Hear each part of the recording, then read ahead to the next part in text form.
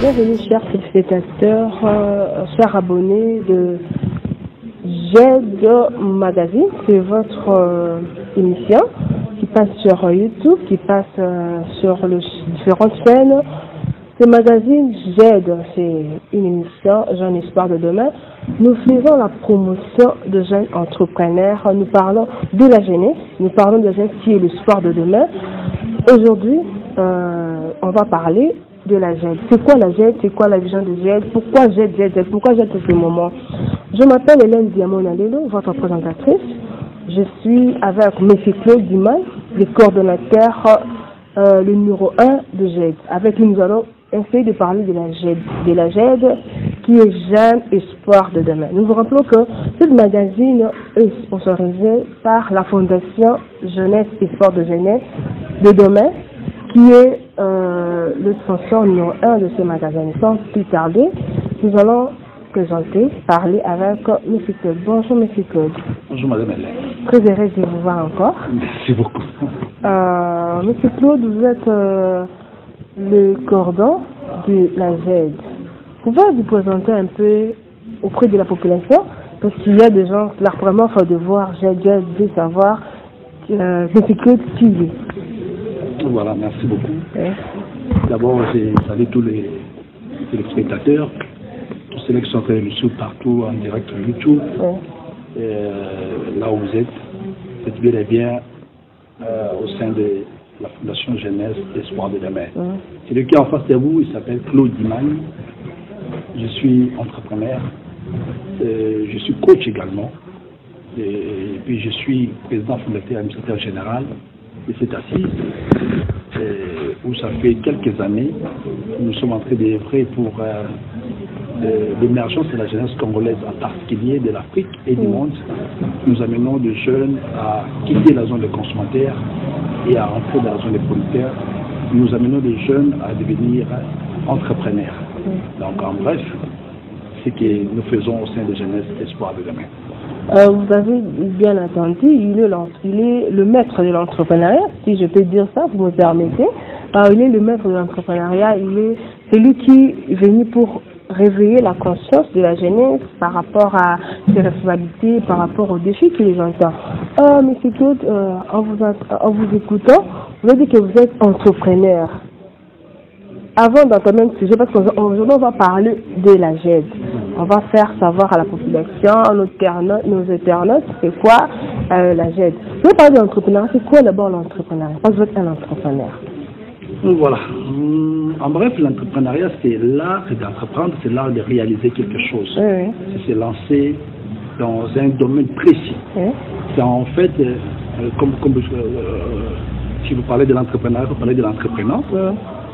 C'est lui d'abord qui réalise quelque chose, qui intervient pour répondre à un besoin, un besoin communautaire, de l'environnement et de la société par lesquels il se retrouve. Donc, lorsque nous parlons de l'entrepreneuriat, nous savons que c'est le fondement de notre vision en fait.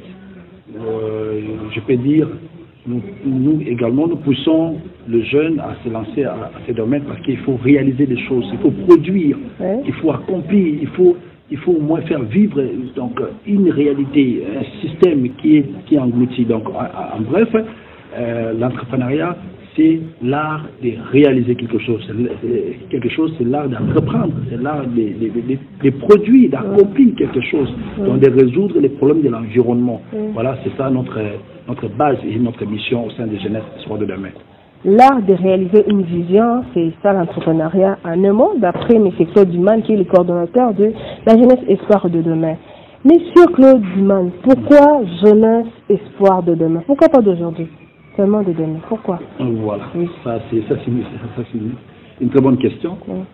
Lorsque nous parlons de Jeunesse Espoir de demain, nous faisons allusion à la réalité actuelle.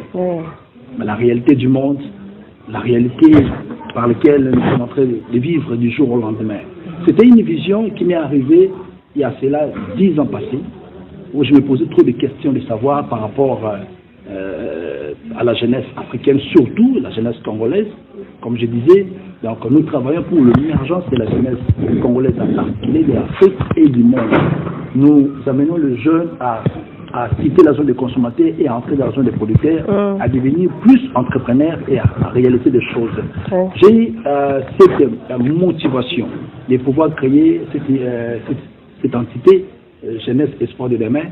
C'est lorsque j'ai réalisé la vie des jeunes, nous qui sommes jeunes aujourd'hui, la jeunesse congolaise, la jeunesse africaine surtout, je me suis posé 1000 questions de savoir pourquoi on n'arrive pas à réaliser des choses. Nous sommes intellectuels, nous avons étudié, nous sommes des licenciés, des docteurs, des économistes, des consorts, mais la réalité que nous avons sur le terrain, c'est autre chose. Vraiment. C'est autre chose. Alors là, je faisais allusion à un défi qu'on devrait lancer dans le monde. Je me disais, nous fréquentons l'université, mais lorsqu'on quitte l'université, on n'est pas en mesure de réaliser quelque chose, de produire ce qui est différent.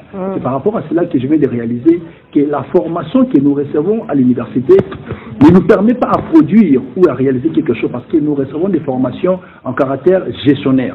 Lorsque nous quittons l'université, c'est plutôt aller travailler quelque part. Vous allez remarquer. Donc, vous faites une économie monétaire, vous devez, à la fin de vos études, vous devez aller introduire la lettre d'emploi ou le CV quelque part, vous devez écrire, vous devez pousser des arguments. Ce qui est différent de l'Europe et des États-Unis d'Amérique. En Europe ou aux États-Unis d'Amérique, on n'a pas besoin de demander vos CV. On a plus besoin de vous poser la question en quoi vous êtes capable.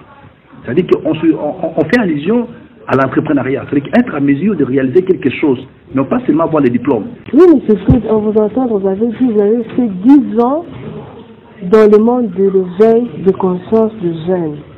Ce qui vous a poussé de trouver le mot jeunesse, espoir de demain.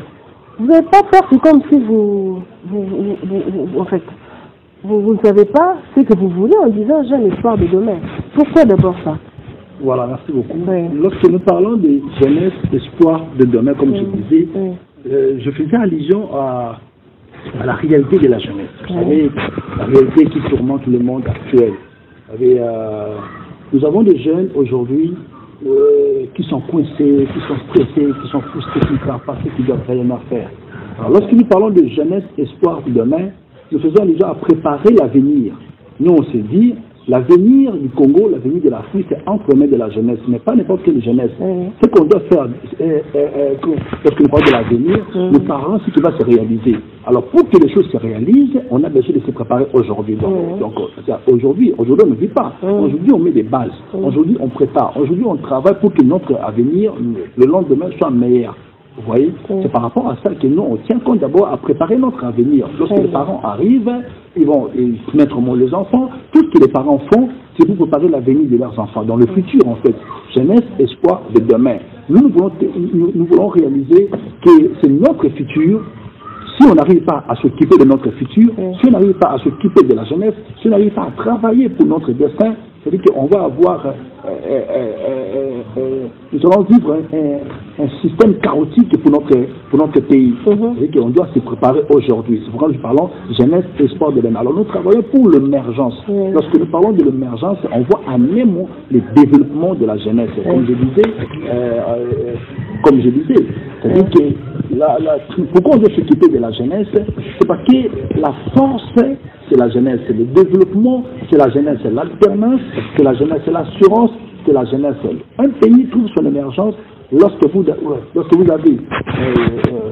avez une jeunesse consciente, une jeunesse debout, une jeunesse capable d'affronter la réalité, une jeunesse productive. C'est là. C'est par rapport à ça que nous, on s'est dit, on doit se focaliser de la jeunesse parce que c'est l'avenir. Nos parents, ils sont fatigués, ils ont vieilli, tout qu'on sort.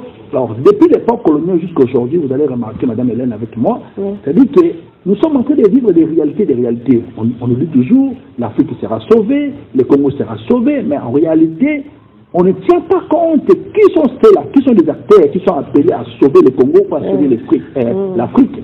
Donc, on doit tenir compte des acteurs.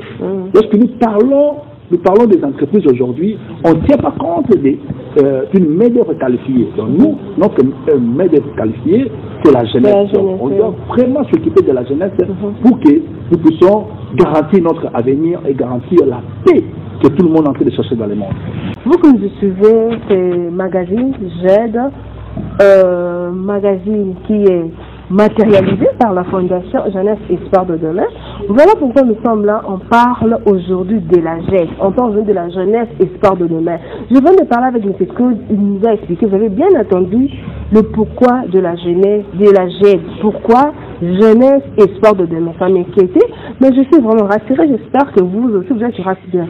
M. Claude Diman, c'est quoi votre vision? Qu'est-ce que vous pensez quand vous dites que jeune espoir de demain, amener l'émergence au pour de la jeunesse? C'est quoi votre finalité, M. Claude? En fait, en bref, notre finalité, c'est que nous voulons former des jeunes. Oui. Nous voulons bâtir une équipe solide de jeunes qui vont faire face à la réalité du monde. Comme je disais si haut, vous savez que le monde est aujourd'hui ravagé, le monde est déstabilisé, le monde est englouti, qui souffre d'une main-d'œuvre qualifiée. On a besoin de jeunes. Et quand je parle plus précisément, je parle de la jeunesse d'abord africaine. La jeunesse africaine, parce que nous avons un grand continent, nous avons un grand pays, la RDC, mais on voit que nous sommes en train de vivre pas par rapport à la réalité. Donc nous vivons des choses contraires à ce qui se passe, à ce que nous avons comme les atouts. Nous, au sein des jeunesses et soins de la main, on s'est dit, on doit se focaliser de la jeunesse, que notre finalité, c'est de former des jeunes conscients, des jeunes capables à résoudre les problèmes qui tourmentent l'environnement, les problèmes socioculturels, les problèmes environnementaux, les problèmes politiques et ecclésiastiques et consorts, avoir des jeunes qui ont, ce que je peux dire, le savoir-faire, le savoir-être et le savoir-vivre. Donc les jeunes qui sont capables, qui sont prêts à résoudre les problèmes. Parce que le monde aujourd'hui reste un très difficile. Alors, dans cette lutte, nous avons besoin également de pousser les jeunes à réaliser qu'ils constituent réellement l'avenir de l'humanité. Notre vision se focalise à cela. Donner des formations, l'information, la transformation et l'émergence. Donc nous devons informer les jeunes qu'ils constituent réellement l'avenir de l'Afrique, l'avenir du monde, l'avenir de notre cher beau pays, la République démocratique du Congo. Donc, pas seulement amener les jeunes à réaliser cela, nous voulons également aider les jeunes aujourd'hui de quitter la zone d'être de simples consommateurs. Consommer, ce n'est pas mauvais, mais être un simple consommateur, c'est très dangereux. Comment ça, M. Claude? Je vous coupe pas la parole. Voilà. Vous allez remarquer avec moi, depuis l'époque coloniale jusqu'à aujourd'hui, ou depuis nos ancêtres, on a toujours parlé l'Afrique, on a toujours exhibé les différents ressources de l'Afrique. On parle toujours que nous avons tout ici en Afrique. Vous savez, l'Afrique, c'est la réserve stratégique du monde actuel. Donc, avec l'Afrique, on peut émerger. Alors, lorsque je dis que nous devons quitter la zone des consommateurs pour entrer dans la zone des producteurs, nous sommes plus des consommateurs. Depuis l'époque coloniale, le Congo, ou tous les pays d'Afrique, dépend de l'Europe, dépend de l'Amérique, de l'Asie et de l'Océanie. Quelque chose qui est très riche. Un continent aussi riche, un pays aussi riche où nous avons le plus grand fleuve du monde, nous avons le plus grand barrage au monde, nous avons des coltons, des minéraux, des manganèses, des consoles, nous avons tous les atouts possibles. Nous avons la plus grande forêt après l'Amazonie, nous avons la plus grande forêt au monde. Vous allez remarquer, mais nous vivons comme des esclaves jusqu'à aujourd'hui. Pourquoi? Parce qu'on nous a amené un système de dons. On ne peut que vivre par les dons. Dons de la Belgique, dons de la France, MONUSCO, PAM, et consorts. Je ne discute pas, je ne suis pas contre cela. Mais un peuple qui dépend toujours de notre personne, un peuple qui ne vit que par les dons ou par les aides, il ne peut pas émerger. Donc, c'est un simple consommateur. Oui, c'est un simple consommateur parce qu'on les présente toujours. Ils consomment. Je me rappelle quand on était à l'école primaire, nous on a bénéficié des dons de la Belgique, où on nous a donné des ardoises, des mbekele avec les filles à l'époque, tout ça. Mais nous, on ne produisait pas. Alors, ce qui est différent. Maintenant, posez-vous la question. Comment on appelle la République démocratique du Congo un grand pays? C'est comme un patrimoine mondial aujourd'hui. Mais nous, on n'arrive pas à réaliser cela. Et on représente des aides. Mais les actes qui se mettent à nous aider en question, leurs ressources, George Bush, le père, a dit, il dit, si la France aujourd'hui existe, et la France, c'est à cause de l'Afrique. Si les pays occidentaux que nous connaissons, personne ne peut aujourd'hui cacher la vérité dans le monde entier. Si tous ces pays-là existent aujourd'hui, montent en vitesse, c'est à cause de l'Afrique. Et à cause de partie également la République démocratique du Congo. Pourquoi? Parce que la France, je salue la mémoire de ces grands hommes qui a avoué la vérité. C'est l'Afrique, si la France est en force aujourd'hui, c'est à cause de l'Afrique. Pourquoi? Il a dit quelque chose, il dit, le jour où les Africains vont se réveiller, le jour où les Africains ils vont fermer leurs portes à l'Europe pour dire que non, on doit maintenant se focaliser sur nous-mêmes, on doit travailler sur nous-mêmes, il a dit que la France va se régaler au pays des tiers-monde, c'est-à-dire qu'il va se retrouver comme des pays des tiers-monde parce que la France sera par terre. Ça, c'est George Bush, le père, qui a dit ça. Pourquoi il a dit ça? Parce qu'il sait que nous avons tout. Mais on n'a pas été préparé à produire. Nous avons été préparés à consommer, à attendre la main et notre personne. Mais les gens en question qui nous donnent, derrière, ils se focalisent à travailler pour notre ressource, notre sol. Ils sont en train de travailler. Alors maintenant, il est grand temps. Au lieu que nous puissions toujours attendre la main, à la France, l'Amérique, l'Océanie, l'Asie et consort, il est grand temps que nous devons quitter la zone de simple consommateur pour entrer dans la zone de producteur. C'est-à-dire que nous devons maintenant nous lancer dans l'entrepreneuriat pour travailler et à commencer à produire. Écoutez, madame, le jour où nous, les Africains, plus précisément, nous, les jeunes Congolais, nous allons nous réveiller comme nous avons notre lutte aujourd'hui, le jour où nous allons prendre conscience de tout ce que nous avons comme potentiel, comme atout dans ces pays, c'est le jour où il y aura le changement. Et je suis sûr et certain, nos compatriotes, nos frères blancs et consorts, ils vont mettre la main sur la tête pour dire que non, ils se sont réveillés. Pourquoi? Parce que depuis l'époque coloniale, l'appareil de formation de nous, le jeune Africain, a été bâclé. Ça veut dire, on ne nous donne pas de formation pour que nous puissions être à mesure d'aller faire quelque chose. On fait l'économie monétaire, à la fin de l'économie monétaire, on doit faire le CV, on doit écrire, c'est qui est différent. Aux États-Unis, j'ai vécu chez les Anglais, quand vous cherchez les boulots, on ne vous posera pas la question, vous avez quel background et quel niveau d'études que vous avez. On vous pose la question en quoi vous êtes capable. Donc, qu'avez-vous fait déjà? Voilà. Moi, je sais mettre la peinture. Alors, directement, on t'envoie. Mais c'est qui est différent de chez nous. Vous allez quelque part, on te dit, tu as quel CV, tu as quel niveau d'études. Ça, c'est un système qu'on nous a inculqué ça. Cela veut dire pour avoir de l'argent, pour travailler, pour impacter l'environnement, vous devez avoir un grand diplôme, ce qui fait que dans notre pays aujourd'hui, tout le monde est licencié. Nous avons les pousse-pousseurs licenciés, le charlatan licencié, le huissier licencié, nous avons même les chèques, les cambistes, les Koulouna, tout le monde aujourd'hui est licencié. Et ça, c'est un danger aussi pour un pays. C'est un danger. C'est-à-dire qu'on nous a inculqué à la tête que pour avoir de l'argent, pour réussir, pour impacter l'environnement, pour travailler, pour accomplir son désir, tout ça, vous devez aller à l'école, vous devez aller à l'université, tout ça, mais tout ce qui fait qu'aujourd'hui, selon l'Organisation internationale du travail, le seuil des chômages est plus de 75%, surtout en Afrique, au milieu de la jeunesse.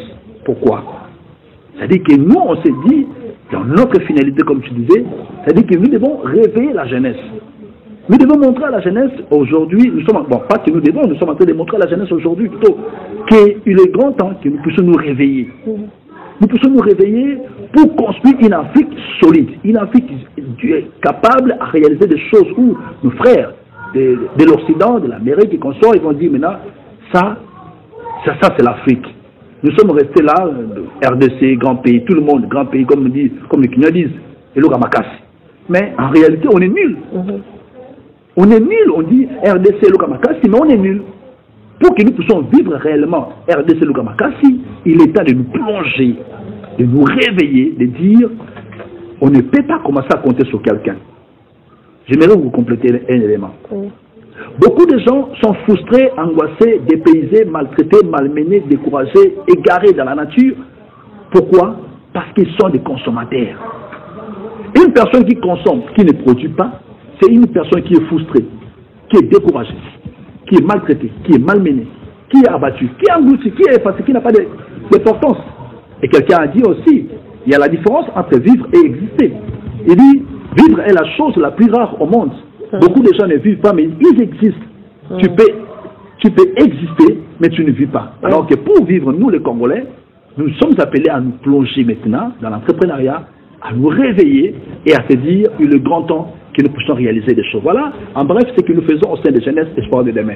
Monsieur Claude Diman, président de la Jeunesse Espoir de demain, à vous attendre, c'est comme vous êtes trop sûr de vous, hein, monsieur Claude.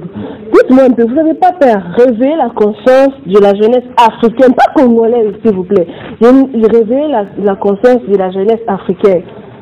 Vous êtes sûr de vous? Qu'est-ce qui vous pousse? Qu'est-ce qui vous motive à faire cela? Donc vous voulez enlever la jeunesse à l'esclavagisme Êtes-vous sûr que vous allez réellement réussir ce combat, M. Claude? Non, mais je suis sûr et certain. Oui. Ce qui me motive à cela, parce que j'ai vécu également auprès de mon père. Oui. Il m'a toujours dit, père, son âme, il est déjà parti, il m'a toujours dit, un homme, c'est celui qui arrive à réaliser quelque chose. Un homme ne regarde pas les gens. Un homme ne compte pas sur quelqu'un. Un homme doit se réveiller le matin pour réaliser quelque chose. Quand je dis cela, Cardinal Maloula, père son âme, je salue sa mémoire, il a dit un élément très capital, que le jour, il dit le problème de des Africains ou le problème des Congolais, c'est la mentalité. Oui. Il dit le jour où les Africains, si vous prenez les Africains, vous les amenez en Europe, la même nuit, l'Europe deviendra Afrique. Et si vous amenez les Européens, vous les amenez en Afrique, et la même nous aussi, l'Afrique deviendra Europe. C'est la même chose. Vous prenez les Congolais, vous les amenez, les jeunes Congolais, vous les amenez en Europe, la même nuit, l'Europe deviendra l'Afrique, et vous prenez les Européens, vous les amenez en Afrique, et la même nuit. Il dit, en bref, le problème c'est la mentalité. C'est la mentalité.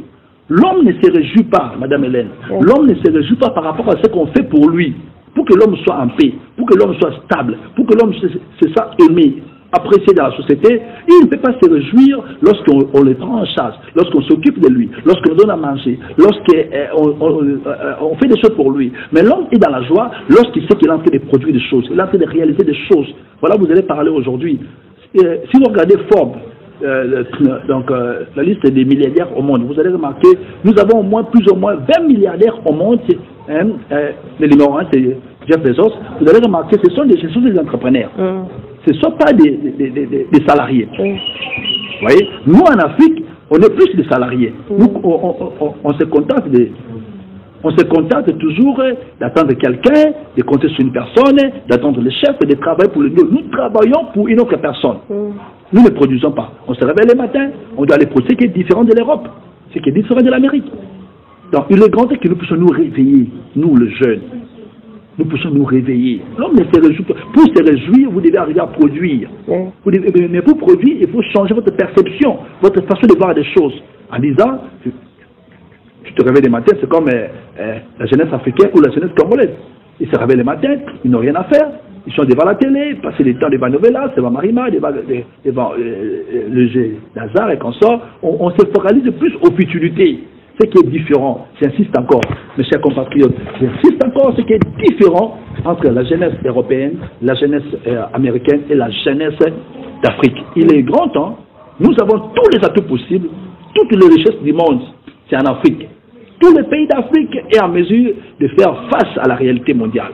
Mais il est grand temps que nous puissions nous réveiller pour dire, voilà, on doit avancer. Alors, je reprends ce que vous avez dit, moi je suis sûr et certain, avec la prise de conscience, le réveil des mentalités et la liste que nous avons, si aujourd'hui on se lève, nous allons arriver à réaliser des grandes choses et l'Afrique sera sauvée. L'Afrique ne peut pas être sauvée comme un slogan, comme nous chantons, et l'Afrique sera sauvée. Pour que l'Afrique soit sauvée, pour que notre pays, cher beau pays, le pays de Lumumba, soit sauvé, il est grand temps que nous, la jeunesse congolaise, nous puissions nous lever, changer notre façon de voir des choses, nous puissions nous lancer dans l'entrepreneuriat, commencer à produire, commencer à réaliser des choses, pour que les choses, le monde aujourd'hui nous applaudisse également. Monsieur Claude, vraiment sûr et certain, comme il a dit ça, je suis en train de rapporter ce qu'il a dit, sûr et certain qu'avec la GEC, avec lui, le monde peut changer. Mais c'est quand vous avez parlé, vous avez fait déjà 10 ans avec la GEC. Qu'avez-vous déjà fait depuis que vous êtes jeune, vous parlez, changement de mentalité? Qu'avez-vous fait pour les jeunes africains, pour les jeunes congolais, pour changer leur mentalité? Moi, je dis les grands problèmes au niveau de la mentalité. Qu'avez-vous déjà réalisé? La GED. Voilà, au sein de Jeunesse Espoir de demain, lorsque nous avons commencé, c'était un peu difficile. Vous savez, quand vous amenez une vision, une passion, une réalité, vous voulez changer une réalité, c'est pas facile. Tout cela qui amène une vision, des fois ils sont traités d'amateurs, ils sont traités de n'importe comment, mais lorsque vous êtes déterminé, vous avez l'objectif, vous avez les principes, vous avez les règles, vous avez le courage, vous allez atteindre cela, atteindre votre objectif. Alors, lorsque nous avons commencé, notre mission, c'était plus de sensibiliser la jeunesse, surtout la jeunesse africaine, la jeunesse congolaise en particulier de l'Afrique et du monde entier, de pousser les jeunes en mettant à leur disposition des modules de formation. Donc, au sein des Jeunesse Espoir de demain, nous organisons des séries de formations, des conférences, des forums de réflexion, des journées de sensibilisation, des journées de réflexion qu'on sort et des séminaires sur le coaching, sur l'entrepreneuriat, sur la gestion de la personnalité, devenir ce que vous devez être dans la vie, comment produire, comment quitter la zone des consommateurs et entrer dans la zone des producteurs. Ce sont des modules de formation que nous mettons à la disposition de la jeunesse du monde entier. Lorsque nous avons commencé, j'étais en Afrique du Sud, c'était une passion pour moi.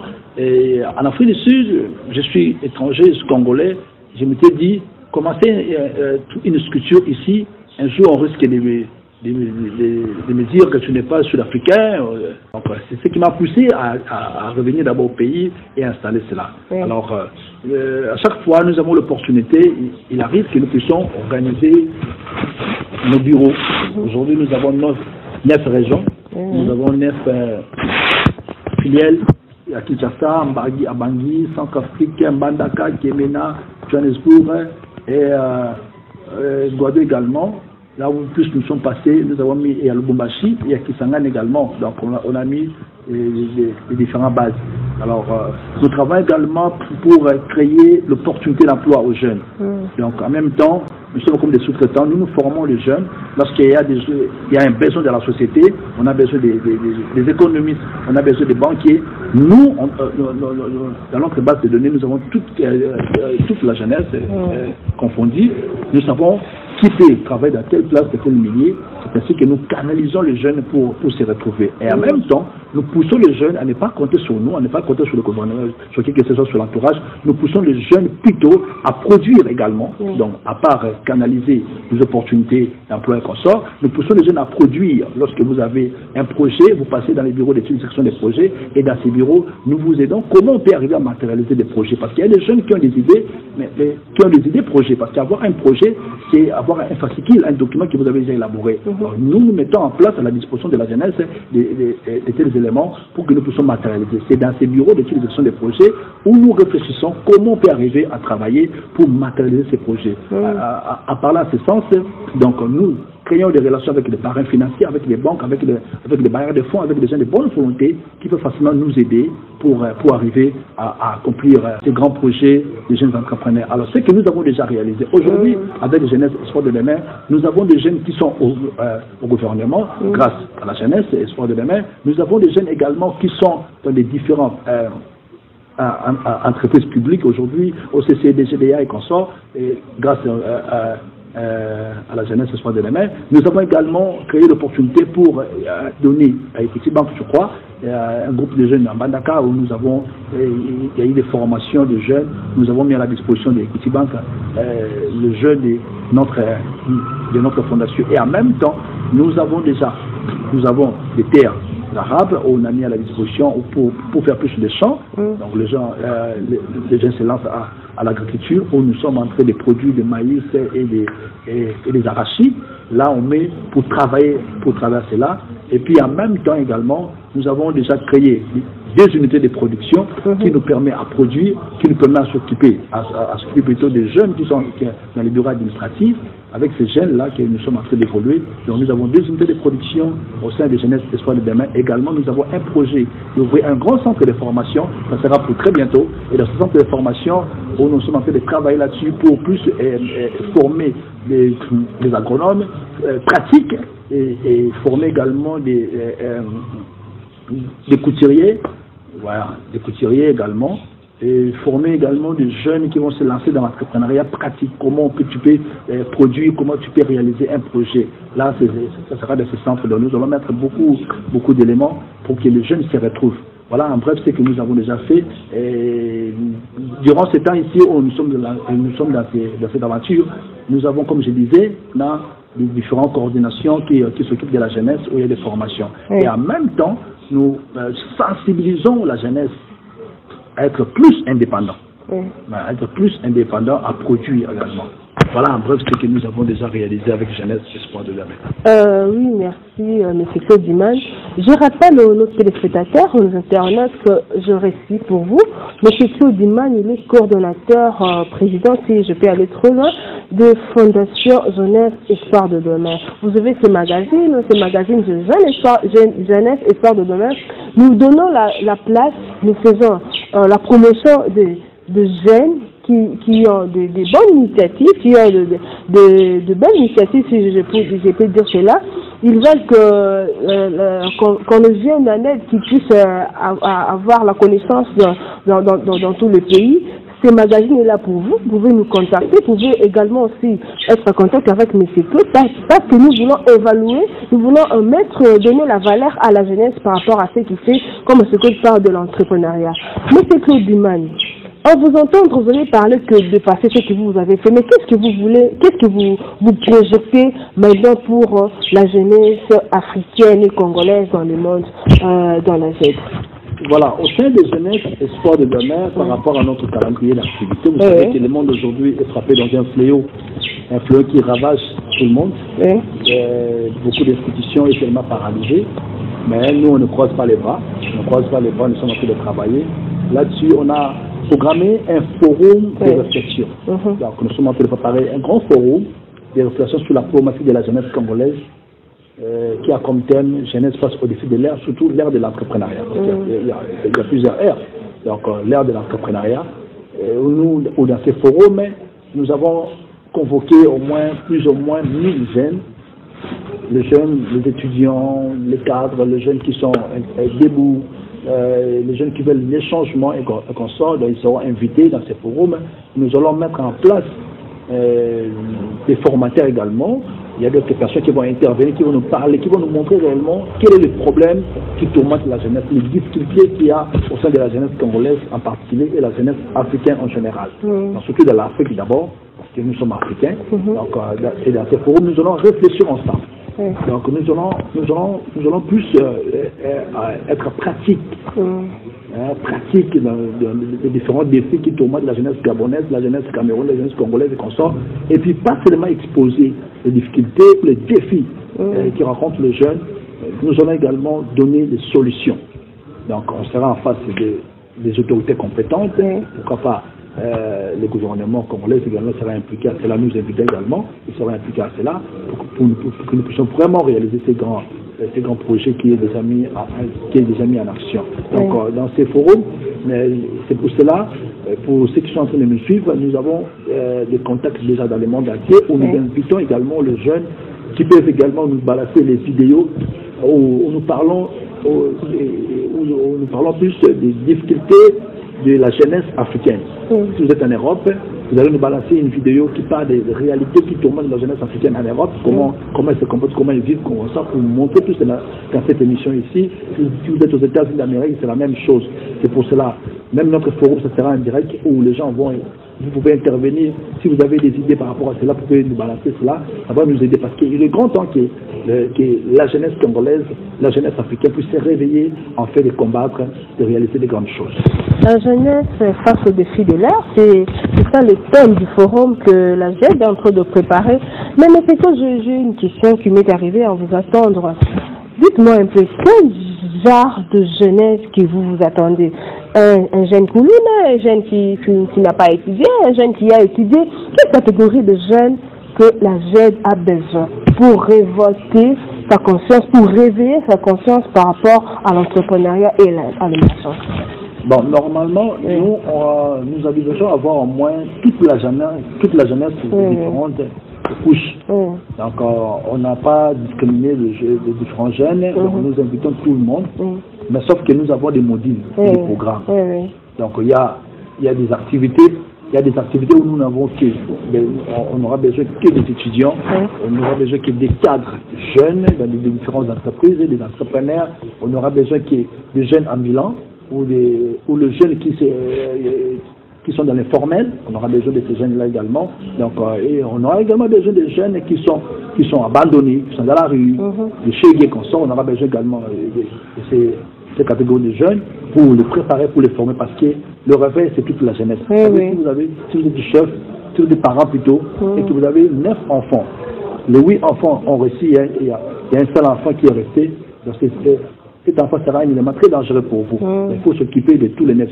C'est pour cela le grand leader, il s'occupe plutôt de tout le monde sans discrimination. Comme ça, nous sommes en train d'essayer d'avoir toute la jeunesse africaine, la jeunesse congolaise, nous allons travailler pour l'émergence. S'occuper de toutes les jeunes, s'occuper de tout le monde, c'est ça le but même, la motivation de M. Claude pour réveiller la conscience à la jeunesse d'être un jeune émergent. M. Claude, si aujourd'hui on parle de la jeunesse, on se réfère à la GED? Non, pas nécessairement. Parce qu'on vous entend quand vous voulez éveiller toute la conscience. On va maintenant voir que si il faut parler de la jeunesse, il faut voir M. Claude Duman. Vous avez la charge? Est-ce que vous acceptez la charge, M. Claude? Non, bien sûr que oui, mais pas nécessairement avoir toute la jeunesse. Parce que nous savons qu'il y a des différents leaders aujourd'hui. Je ne suis pas le seul leader des jeunes. Je ne suis pas le seul leader des jeunes. Et en même temps, pour ne pas trop citer les uns, je connais tant d'autres dans le monde, surtout ici au pays. Donc, je salue également tous les leaders de jeunes qui s'occupent parce que notre lutte, c'est... vous savez, si vous avez... Vous vous rencontrez aussi, vous vous partagez.